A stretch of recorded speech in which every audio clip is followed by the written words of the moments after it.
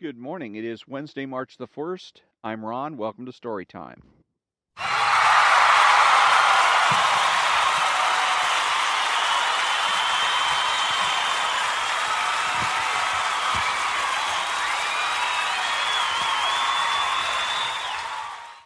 And again, good morning. And today is going to be Chapter 6 of Ayn Rand's book, Philosophy, Who Needs It? And it's entitled An Open Letter to Boris, Spassky, 1974. Dear Comrade Spassky, I've been watching with great interest your World Chess Championship match with Bobby Fischer. I'm not a chess enthusiast, or even a player, and know only the rudiments of the game. I'm a novelist, philosopher by profession. But I've watched some of your games, reproduced play-by-play on television, and found them to be a fascinating demonstration of the enormous complexity of thought and planning required of a chess player. A demonstration of how many considerations he has to bear in mind, how many factors to integrate, how many contingencies to be prepared for, how far ahead to see and plan. It was obvious that you and your opponent had to have an unusual intellectual capacity. Then I was struck by the realization that the game itself and the player's exercise of mental virtuosity are made possible by the metaphysical absolutism of the reality with which they deal. The game is ruled by the law of identity and its corollary, the law of causality. Each piece is what it is. A queen is a queen, a bishop is a bishop, and the actions each can perform are determined by its nature. A queen can move any distance in any open line, straight or diagonal. A bishop cannot. A rook can move from one side of the board to the other. A pawn cannot, etc. Their identities and the rules of their movement are immutable, and this enables the player's mind to devise a complex, long-range strategy so that the game depends on nothing but the power of his and his opponent's ingenuity. This led me to some questions that I should like to ask you. 1. Would you be able to play if, at a crucial moment, when, after hours of brain-wrenching effort, you had succeeded in cornering your opponent, an unknown, arbitrary power suddenly changed the rules of the game in his favor, allowing, say, his bishops to move like queens? You would not be able to continue? Yet out in the living world, this is the law of your country, and this is the condition in which your countrymen are expected, not to play, but to live. Would you be able to play, number 2, if the rules of chess were updated to conform to a dialectic reality in which opposites merge, so that at a crucial moment your queen turned suddenly from white to black, become the queen of your opponent, and then turned gray, belonging to both of you? You would not be able to continue? Yet in the living world, this is the view of reality of your countrymen are taught to accept, to absorb, and to live by. Number 3, would you be able to play if you had to play by teamwork, i.e., if you were forbidden to think or act alone and had to play not with a group of advisors, but with a team that determined your every move by vote? Since, as champion, you would be the best mind among them, how much time and effort would you have to spend persuading the team that your strategy is the best? Would you be likely to succeed? And what would you do if some pragmatist, range-of-the-moment mentalities voted to grab an opponent's knight at the price of a checkmate to you 3 moves later? You would not be able to continue?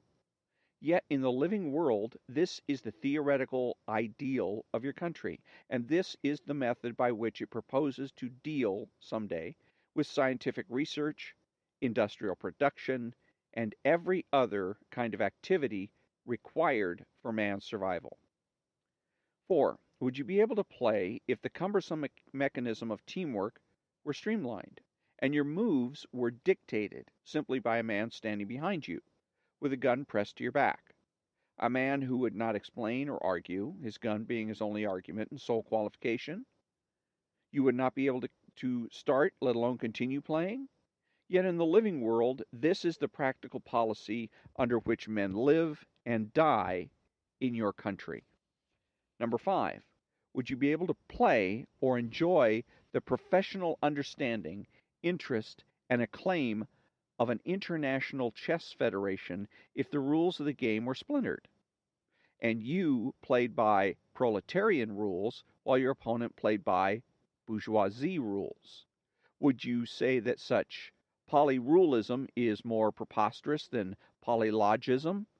Yet in the living world, your country professes to seek global harmony and understanding while proclaiming that she follows proletarian logic and that the others follow bourgeoisie logic or Aryan logic or third world logic, etc. 6. Would you be able to play if the rules of the game remained as they are at present, with one exception, that the pawns were declared to be the most valuable and non-expendable pieces, since they may symbolize the masses, which had to be protected at the price of sacrificing the more efficacious pieces, the individuals? You might claim a draw on the answer to this one, since it is not only your country, but the whole living world that accepts this sort of rule in morality. Would you care to play if the rules of the game remained unchanged, but the distribution is number 7, but the distribution of rewards were altered in accordance with egalitarian principles? If the prizes, the honors, the fame were given not to the winner, but to the loser?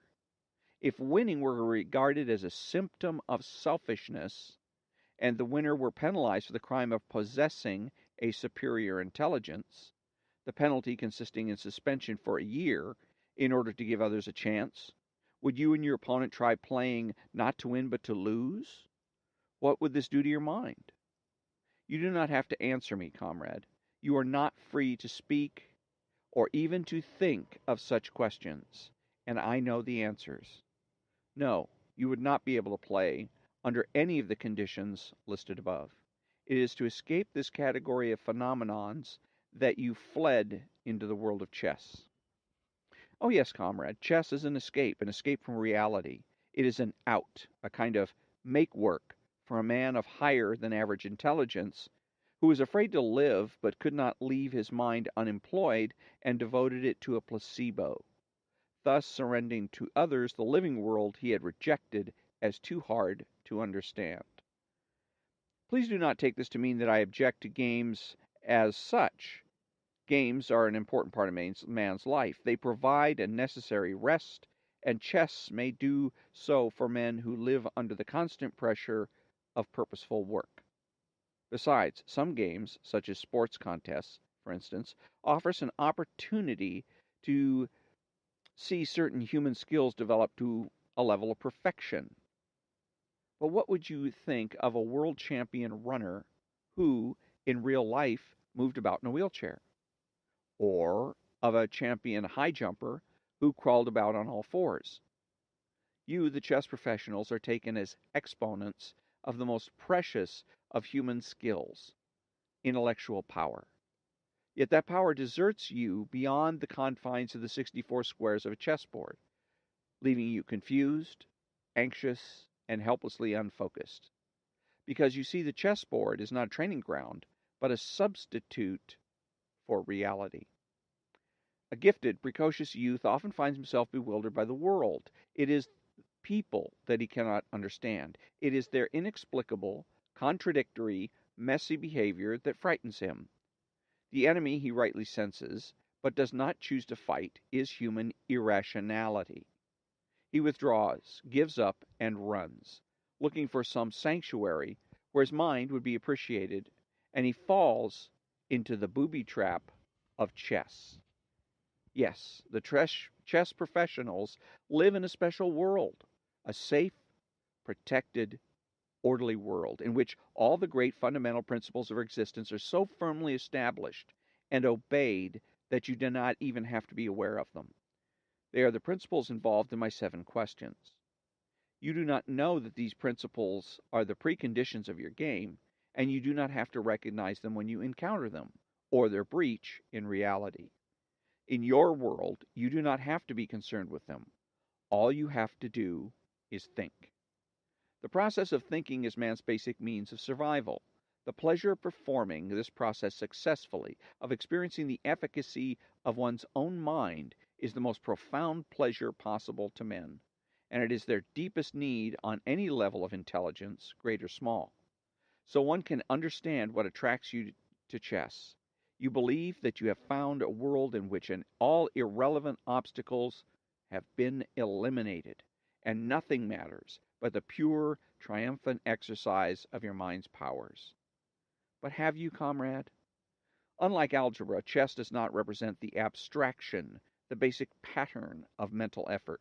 It represents the opposite. It focuses mental effort on a set of concretes and demands such complex calculations that a mind has no room for anything else. By creating an illusion of action and struggle, chess reduces the professional player's mind to an uncritical, unvaluing passivity toward life. Chess removes the motor of intellectual effort, the question what for, and leaves a somewhat frightening phenomenon, intellectual effort devoid of purpose. If, for any number of reasons, psychological or existential, a man comes to believe that the living world is closed to him, that he has nothing to seek or to achieve, that no action is possible, then chess becomes his antidote, the means of drugging his own rebellious mind that refuses fully to believe it and to stand still. This, comrade, is the reason why chess has always been so popular in your country, before and since its present regime, and why there have not been many American masters. You see, in this country, men are still free to act. Because the rulers of your country have proclaimed this championship match to be an ideological issue, a contest between Russia and America, I'm rooting for Bobby to win. And so are all of my friends. The reason why this match has aroused an unprecedented interest in our country is the long-standing frustration and indignation of the American people at your country's policy of attacks, provocations, and hooligan insolence, at our own government's over-tolerant, over-courteous patience. There's a widespread desire in our country to see Soviet Russia beaten in any way, shape, or form. And, since we are all sick and tired of the global clashes among the faceless, anonymous masses of collectives, the almost medieval dreams of two individual knights fighting the battle of good against evil appeals to us symbolically. But this, of course, is only a symbol. You are not necessarily the voluntary defender of evil. For all we know, you might be as much a victim as the rest of the world. Bobby Fischer's behavior, however, mars the symbolism, but it is a clear example of the clash between a chess expert's mind and reality.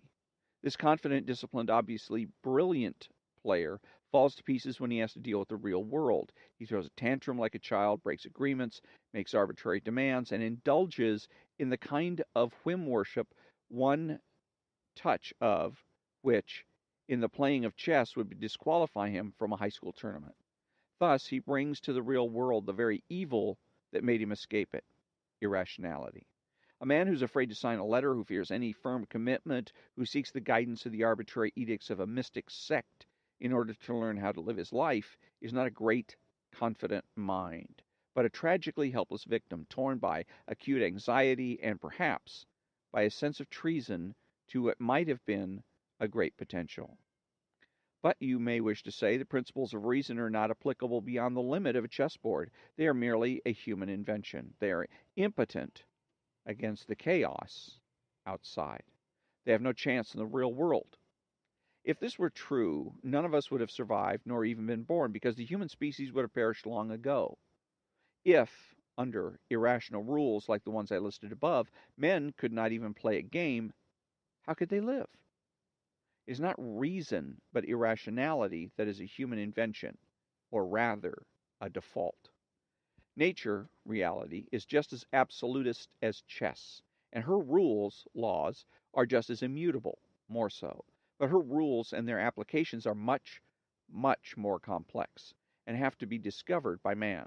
And just as man may memorize the rules of chess, but has to use his own mind in order to apply them, i.e., in order to play well, so each man has to use his own mind in order to apply the rules of nature, i.e., in order to live successfully. A long time ago, the Grand Master of all Grand Masters gave us the basic principles of the method by which one discovers the rules of nature and of life. His name was Aristotle. Would you have wanted to escape into chess if you lived in a society based on Aristotelian principles? It would be a country where the rules were objective, firm, and clear, where you could use the power of your mind to its fullest extent on any scale you wished, where you could gain rewards for your achievements, and men who chose to be irrational would not have the power to stop you, nor to harm anyone but themselves. Such a social system could not be devised, you say, but it was devised, and it came close to full existence. Only the mentalities whose level was playing jacks or craps, the men with guns and their witch doctors, did not want mankind to know it. It was called capitalism. But on this issue, comrade, you may claim a draw. Your country does not know the meaning of that word. And today, most people in our country do not know it either. Sincerely, Ayn Rand. And that is the end of Chapter 6, an open letter to Boris Spassky, written in 1974.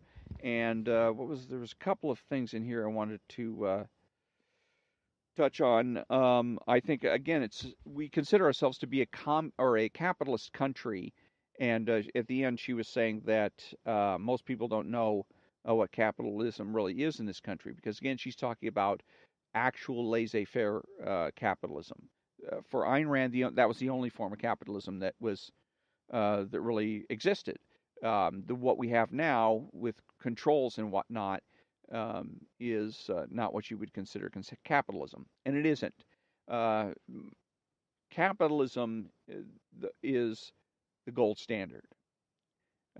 In other words, if our money is backed by gold, if we have paper that's backed by gold, or we use gold specie to settle debts, then we can say that we're a capitalist country. And as a matter of fact, there aren't any capitalist countries in the world. And technically, there really are no socialist countries either, because the whole world is interconnected economically. And what the whole world is Keynesian. And Keynesian is a hybrid. It's not socialist. It's not capitalist.